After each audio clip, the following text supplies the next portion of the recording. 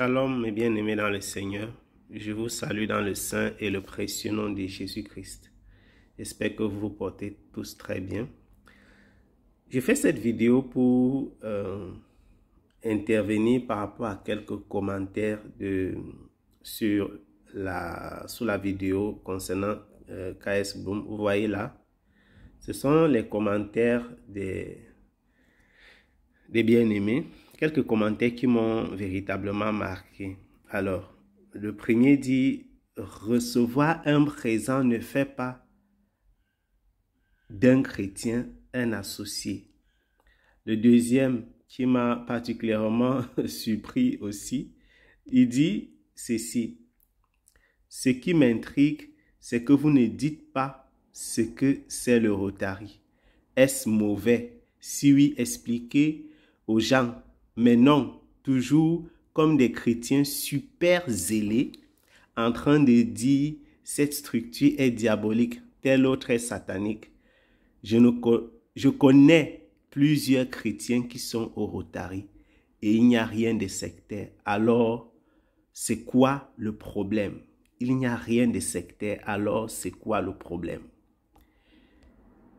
Toi, tu sais de quoi tu parles. Toi, tu sais pas de quoi tu parles, que Dieu te pardonne. Je vous rappelle qu'il a fait d'autres réponses. Hein. Renseignez-vous sur les origines. C'est le commentaire de quelqu'un d'autre. Renseignez-vous sur les origines du Rotary Club.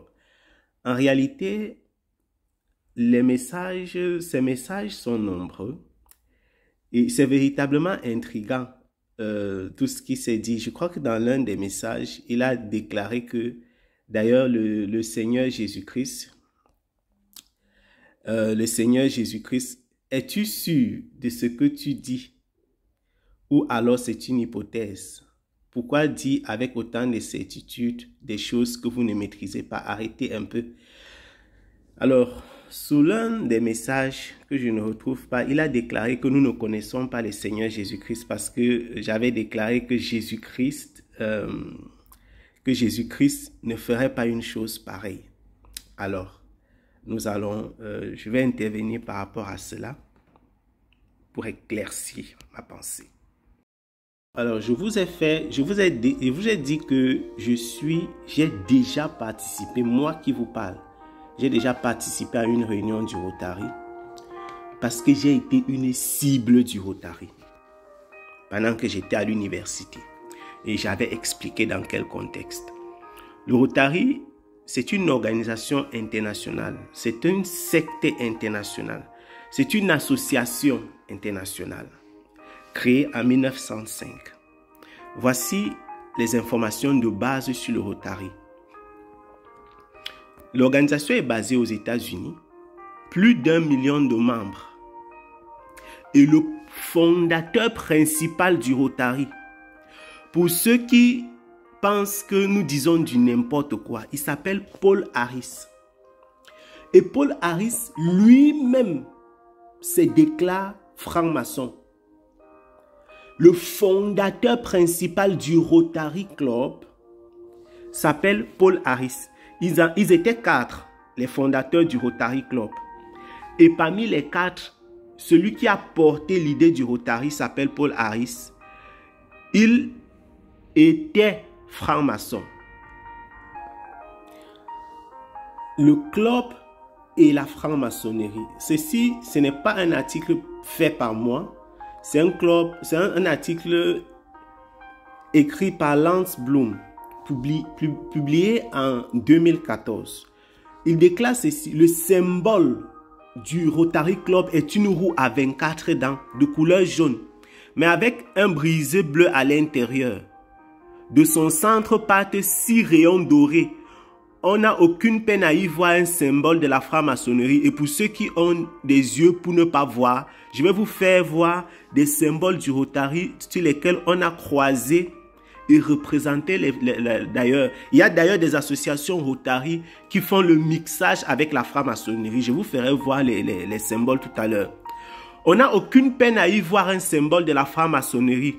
Ces chiffres 24 et 6 ne sont pas là par hasard. C'est un rappel historique maçonnique car c'est le 24/6/1717, jour de la fête de Saint-Jean, patron des francs-maçons, que 4 loges maçonniques londoniennes se réunissaient à la taverne Loi et le Grill et fondaient la première grande loge de Londres et de Westminster, qui s'appuie sur les constitutions des pasteurs protestants des Aguilliers et Anderson pour proclamer la religion naturelle. Écoutez bien, c'est à partir de cette loge d'Angleterre que se répand la franc-maçonnerie dans le monde. Le chiffre 6 est le chiffre de l'homme, car selon la Bible, l'homme a été créé le 6e jour. Et selon l'Apocalypse, le chiffre 666 est celui de la bête.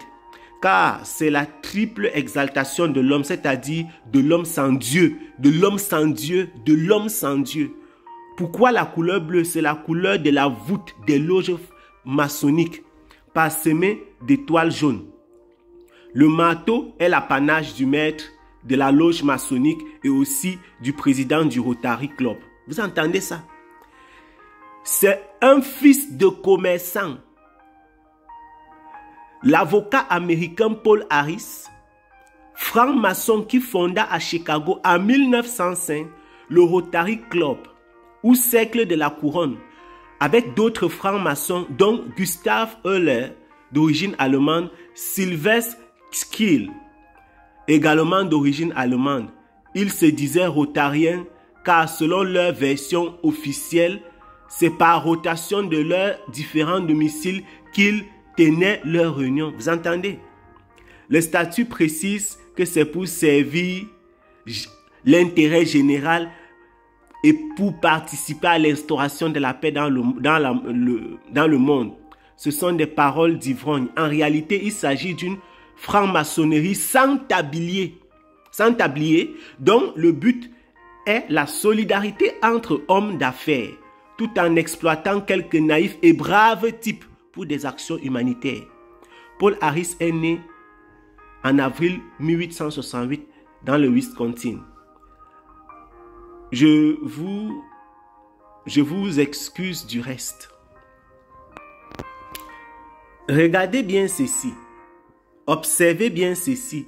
À moins que vous soyez fasciné, comme le déclare l'apôtre Paul, est-ce que vous ne voyez pas la similitude entre en haut à droite ou à gauche? Je ne sais pas dans quelle direction sinon pour moi c'est en haut à gauche, en haut à droite de l'écran. Est-ce que vous ne voyez pas la similitude en bas à droite de l'écran et en bas à votre gauche? Vous avez un symbole maçonnique avec l'œil au-dessus. Et au-dessus, vous avez Rotary International. C'est la roue avec 24 dents que nous avons décrit tout à l'heure.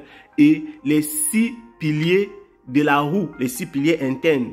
Ce qu'on appelle la mécanique, les rayons qui ressortent. Ils sont 6. Vous ne voyez pas la similitude? Est-ce que vous percevez cette similitude? Vous avez besoin d'un dessin, je suppose, non. Je crois que vous percevez la similitude. Je crois que vous voyez, la similitude, elle est claire, elle est précise, elle est nette. Je voudrais également vous faire savoir que le Rotary célèbre les transgenders, les transsexuels. Je sais pas, je suis cru. On risque de supprimer cette vidéo. Les gens qui changent leur sexe, le Rotary célèbre cela. Le Rotary célèbre les gens qui couchent homme-homme et femme-femme. Le Rotary supporte ces associations, supporte ces activités. Et il y a des chrétiens qui ont le courage de nous dire que nous ne devons pas parler. Quand un soi-disant chrétien qui s'affiche suivi des milliers, j'ai envie de dire des millions de personnes qui sont chrétiennes s'identifient à K.S. Blum. Donc on peut dire, il a même plus de puissance, plus de paroles que certains pasteurs d'église très connus dans le monde. Sa parole a un poids de nos jours.